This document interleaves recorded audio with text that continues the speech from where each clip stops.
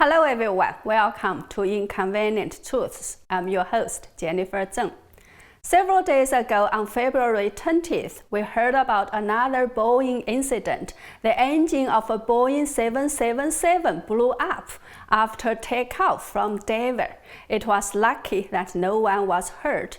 Then, 2 days later, on February 22nd, a Boeing 757-200 of Delta Airlines made an emergency landing at Salt Lake International Airport after an engine performance issue.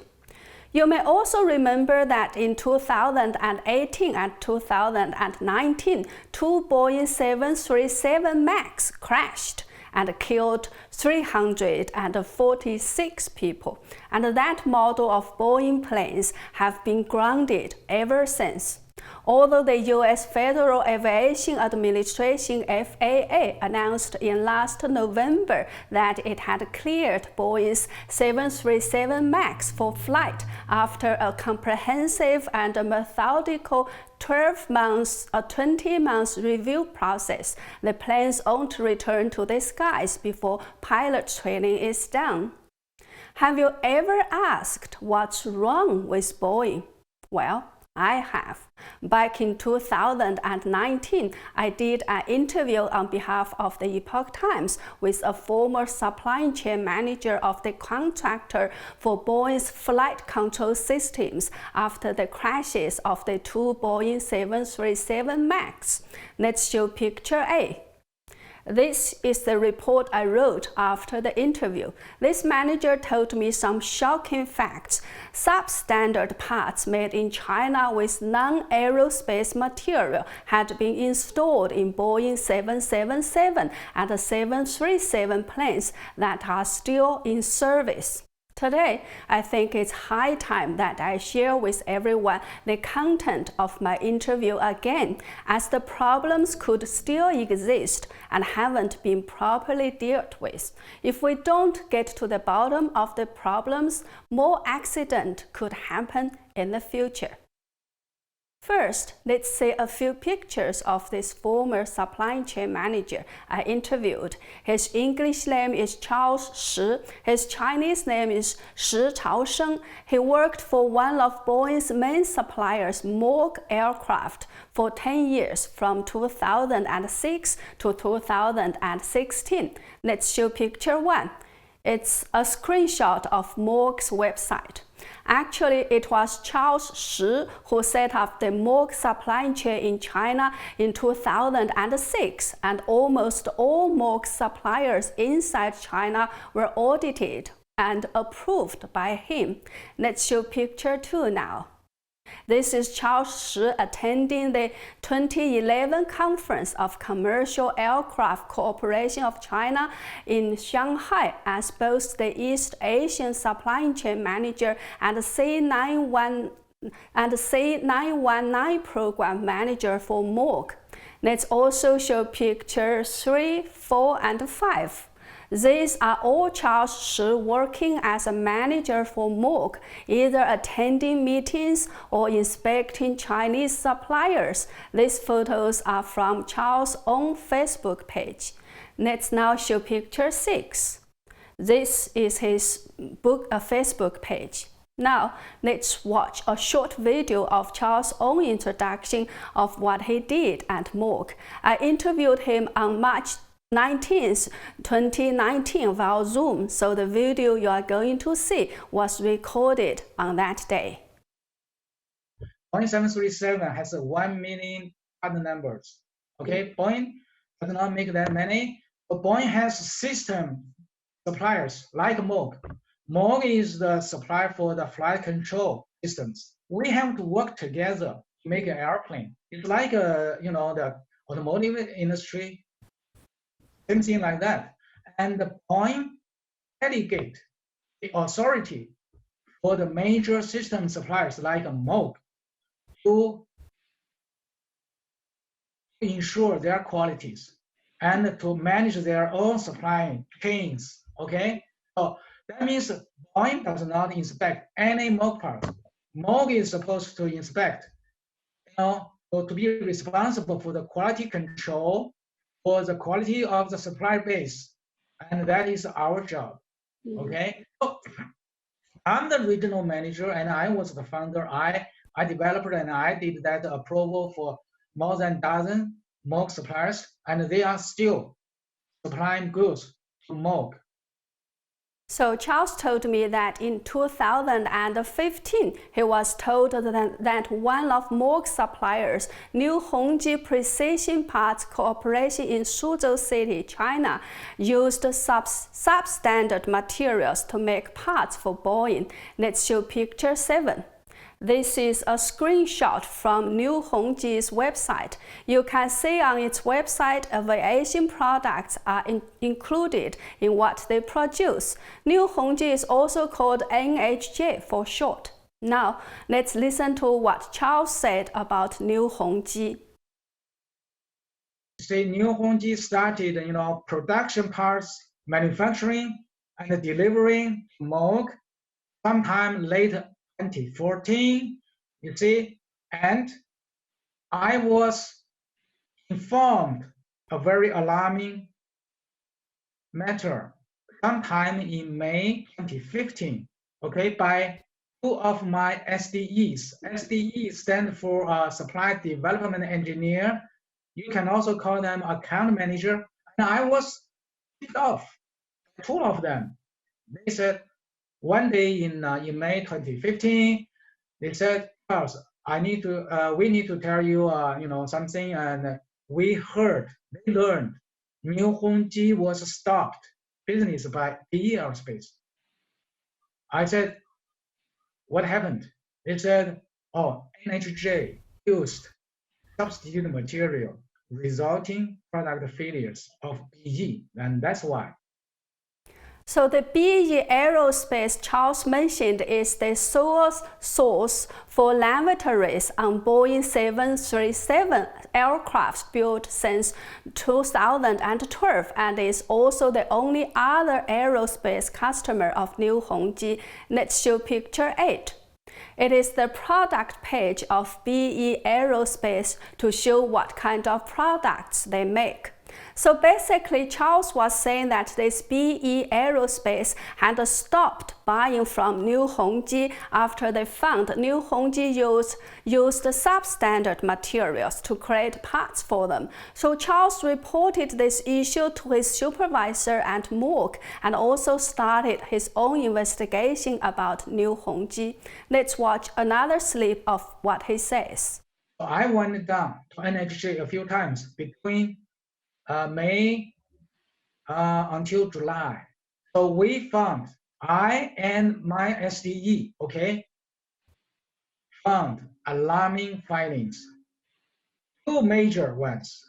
One was NHJ outsourced without Moog knowledge and approval 1/3 of Moog business to unapproved suppliers, second tiers, which is strictly a big violation of aerospace standard and quality requirement. Okay, because if you buy something like a Moog, you need to know the producer, the label, and you have to know what you are thinking, right? In aerospace, particularly, you need to know where you source the parts. But NHJ outsourced 11 numbers out of 30 plus numbers. So that is 1/3. Okay, this is a very alarming finding. So basically, Charles said that New Hongji outsourced 1/3 of its products to unknown and uncertified suppliers. Another alarming finding was that New Hongji was not adopting the proper tracing system for its materials. Let's listen to what Charles says about this. Another finding is in aerospace, we require supplier to trace the material, because the material, as I told you, is the most important. Rule number 1, you need to buy the material from approved vendors. Okay, when you buy raw material from approved vendor, the vendor will give you a certificate of the material. Okay, we call COC, certificate of conformance. Okay, material on that certificate, there is information. Very important information is the lot number, pick lot number. Okay, that is how this material, the batch of lot of material was produced. So who issues this kind of certificate for the material? From the raw material vendor, approved raw material vendor. So okay? Approved by the raw vendor themselves. By Moog, by Boeing. Okay. By Boeing first, of course, by Boeing first, then by Moog. They are aerospace approved raw material vendors. And they in theory, this new HJ, new Hongji can only buy from material suppliers that has been approved by Moog. Is that correct? That is the rule number 1.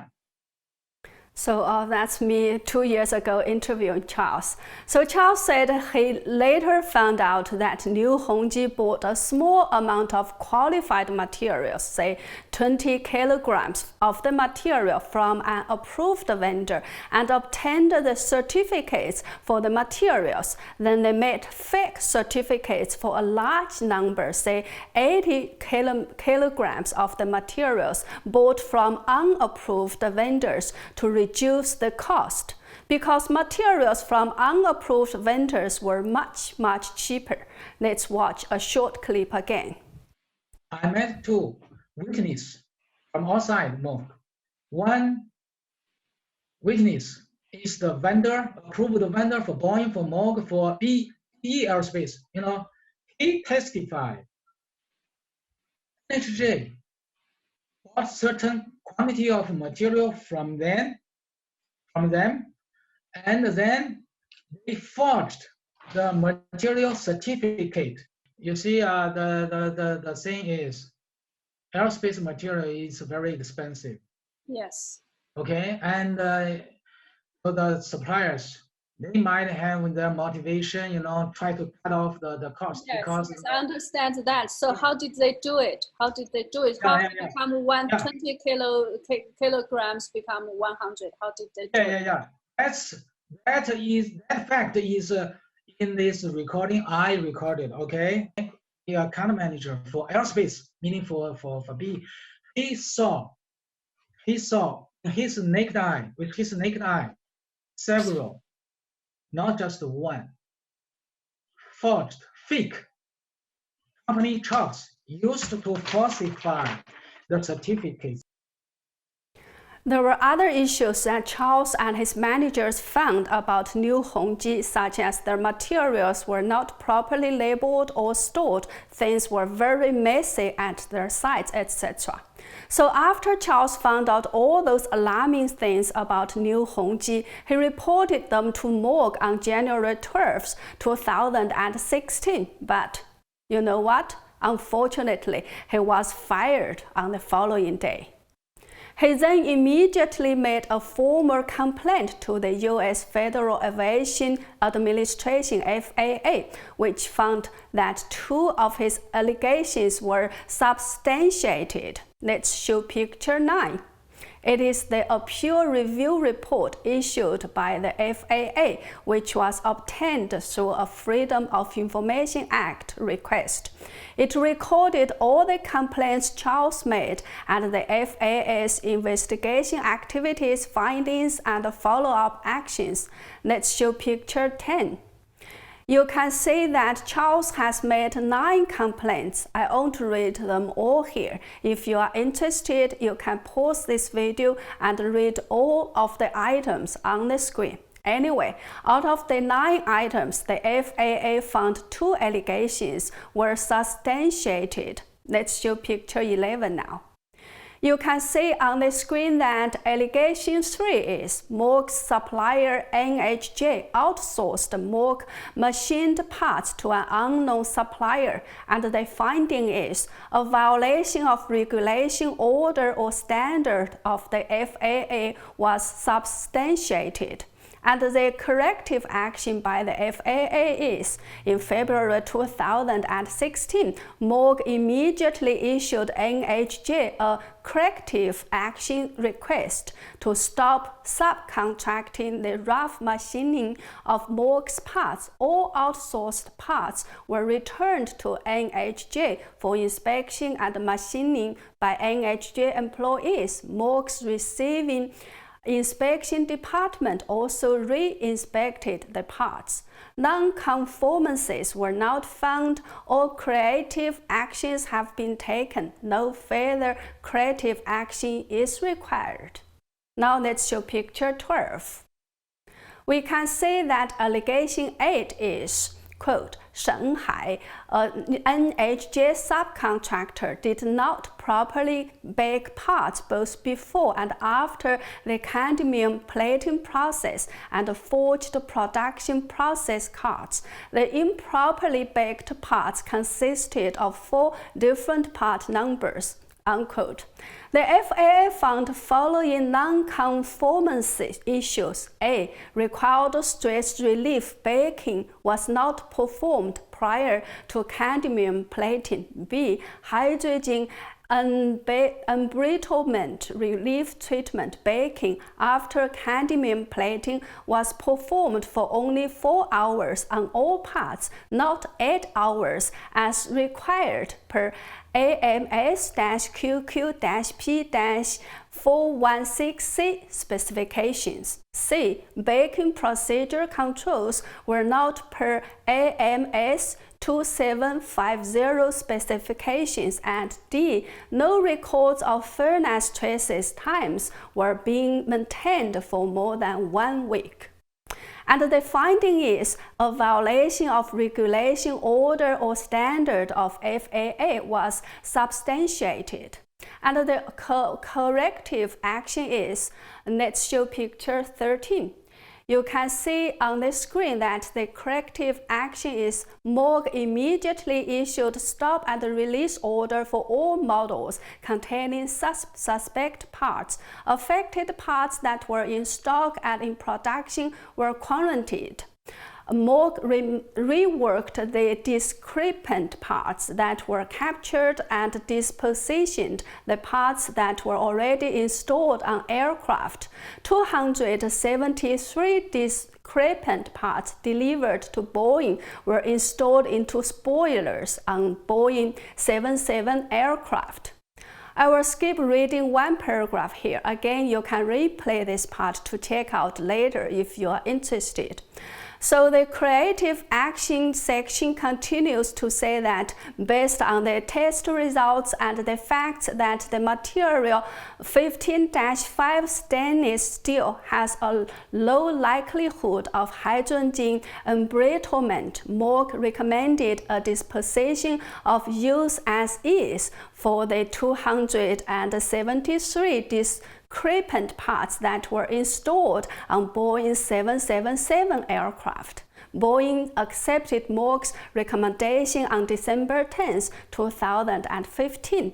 The FAA Certificate Management Office that oversees the Boeing Aircraft Company has issued a formal compliance action 2016 CA 41035 to address this issue. All corrective actions have been taken. No further corrective action is required. By the way, I think the FAA has made a mistake with the date when Boeing accepted Moog's recommendation. It should be 2016 instead of 2015, as the complaint and investigation were made in 2016. So the corrective action couldn't be done in 2015. I don't know what you think after reading the FAA report. My thoughts are: 1. At least 2 allegations of Charles Shi were supported by the FAA investigations. 2. I feel very worried about how many substandard parts has already been installed on Boeing planes before New Hongji was caught and found to have outsourced their orders. When did they start doing it? Why didn't the FAA ask Moog or Boeing to call back all the planes that already had those parts on them? Wouldn't it be too risky? 3. After reading through the 18-page report of the FAA, I found that the FAA's investigation team only went to Moog's New York plant to conduct their investigation and only listened to what Moog staff had to say. They didn't send people to China to New Hongji's factory to do the investigation, nor did they interview Charles Shi, the whistleblower. If you investigate a crime and you only listen to what the suspect says, not the victim or the whistleblower says, is that investigation comprehensive and reliable? I doubt it very much. Charles had expressed many times that if he was given a chance, he was willing to travel from China to the US on his own expenses to testify under oath about what he knew, but he was never given a chance. Charles said he was not satisfied with the FAA's handling of the matter, especially the substantiated allegations. He found himself, quote, to be in disbelief that the FAA decided to let these admittedly unauthorized and literally unbacked parts to remain in service, sparing Moog and or Boeing millions of dollars for removal and retrofitting, unquote. In response to my request for information and comment regarding Charles Shi's allegation, the FAA emailed the following statement. The FAA closed its Moog investigation regarding Mr. Shi's allegations. The agency determined the corrective action defined by Moog and Boeing associated with the open substantiated allegation was appropriate to address and the related issue identified in the investigation. The FAA investigation determined unsafe conditions did not exist. Boeing hasn't responded to requests for comment. One of the greatest concerns of Charles is that many New Hongji parts are safety sensitive and one is safety critical. Now let's show picture 14. This is a purchase list provided by Charles. Please take a look at item 48 on the bottom of the screen in the red circle. The part number is P66580039-02. This is blocking or mounting lock of the Boeing 737 spoiler. Let's show picture 15. So this is how this part looks. It is a single point of failure, SPOF part, which means if this part fails, the entire system will fail, which may cause a fatal accident. Now let's go back to picture 14 and look at item 24 again in the red circle. It shows that in 2015, Moog bought 1,800 of this part from New Hongji and 2,606 in 2016 and 2,580 in 2017. So altogether, Moog has bought 6,986 pieces of this single point of failure part from New Hongji in 3 years, from 2015 to 2017. Charles told me that Moog is the exclusive supplier of all models of Boeing 737, including the MAX plane, and New Hongji is the only supplier for the single point of failure part for the Boeing 737 spoiler.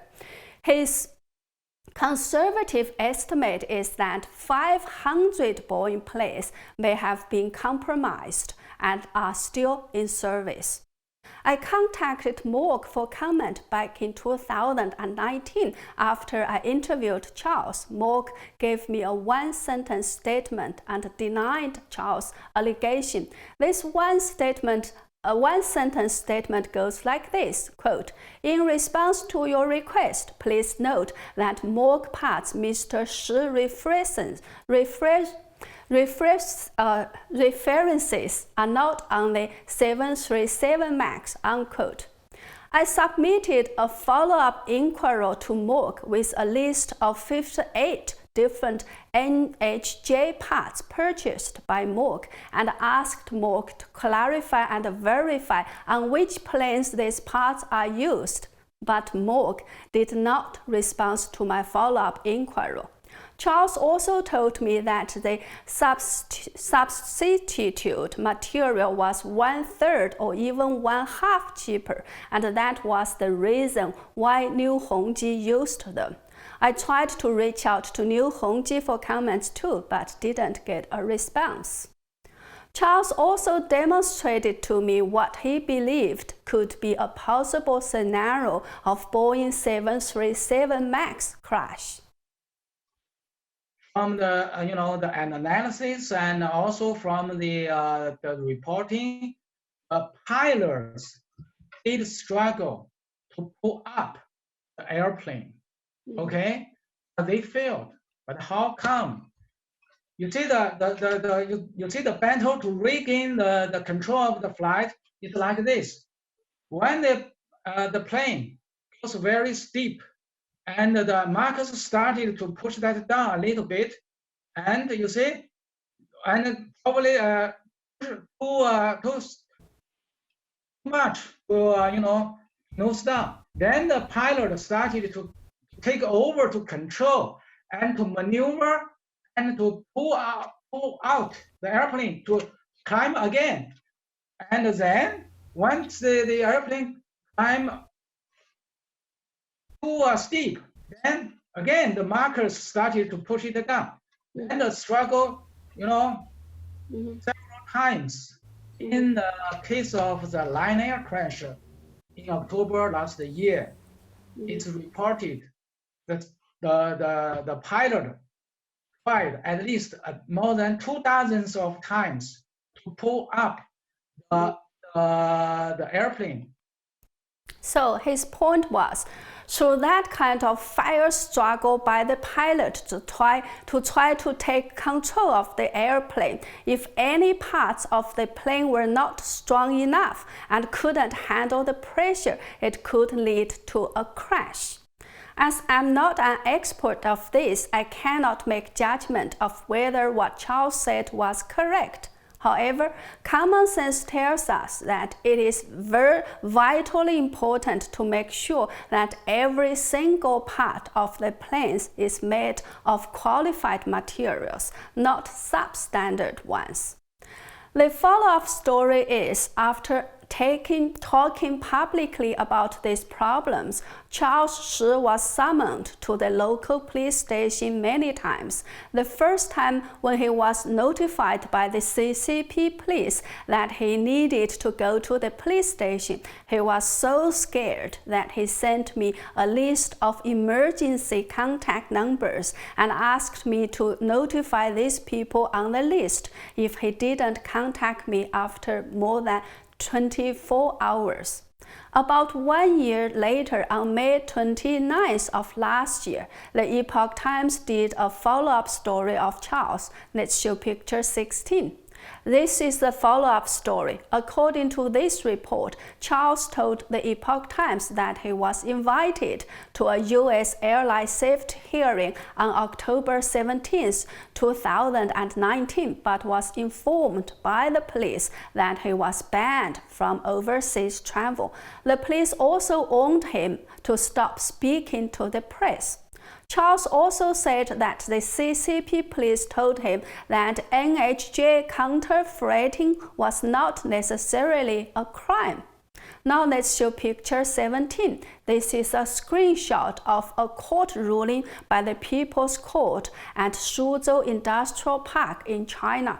According to this ruling, Charles was sued by Liu Hongji in April 2019 for defamation. That was 1 month after he received my interview. The court issued its judgment 1 year later on April 30, 2020, and ruled that 1. Charles must stop infringement on Liu Hongji within 10 days and remove all his remarks and videos about Liu Hongji from the internet. 2. Charles must apologize to Liu Hongji within 10 days, eliminate the bad impact, and restore the reputation of Liu Hongji. 3. Charles must pay 10,000 yuan to Liu Hongji within 10 days as compensation. Well, that's the price Charles had to pay for exposing the problems of Liu Hongji, one of Boeing's part suppliers. In August 2019, Charles also had to divorce his wife of 30 years to spare her the psychological and mental stress they were going through. Charles posted his last Facebook post on December 29th last year. Let's show picture 6 again. This is his last post. His Twitter account was suspended. Let's show picture 18.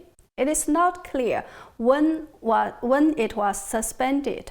He used to tweet about his allegations on Twitter too. Well, that is the exclusive story I feel like sharing with everyone now. Haven't I always said that truth saves life? Unfortunately, also people like Charles Shi paid such a huge price to tell a little bit of the truth. His words were not paid much attention. His efforts haven't paid off, and the serious safety risks he worries so much about still exist. So, if you want to help with saving lives, please do help me spread this video. Hopefully, someday, somehow, before the next tragedy happens, some people will listen, pay attention, and do something about it. That's all for today. Please don't forget to subscribe to my channel if you haven't. Please also take some time to check out my other videos, like them, and leave us some comments.